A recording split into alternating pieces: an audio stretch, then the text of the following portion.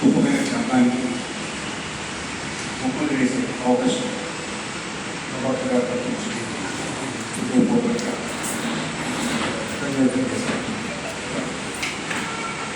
పన్నెండు బొమ్మలు వేయడం జరిగిందో 12 బొమ్మలు కూడా అనుసూచించండి ఇలా ఉండాలని చెప్పేసి ఆ 12 బొమ్మల్లో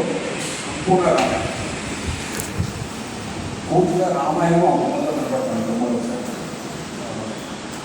పరిశీలించినట్టు అందులో ఇప్పటివరకు పెద్దలు ప్రకాశమ్మ గారు మాట్లాడినట్టు వాల్యూస్ గురించి మాట్లాడారు. రామాయణంలో ఎంత వాల్యూ ఉంది, మన లైఫ్ స్టైల్ ఎలా అన్వయించుకోవాలని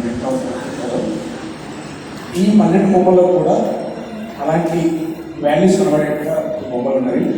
అవి ప్రభాకర్ గారు సూచించారు.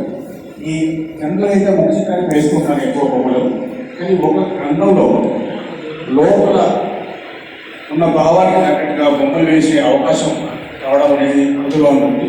సో ఈ అవకాశం కల్పించిన ప్రభాకర్ గారికి కృతజ్ఞతలు చేసుకుంటూ థ్యాంక్ యూ సార్.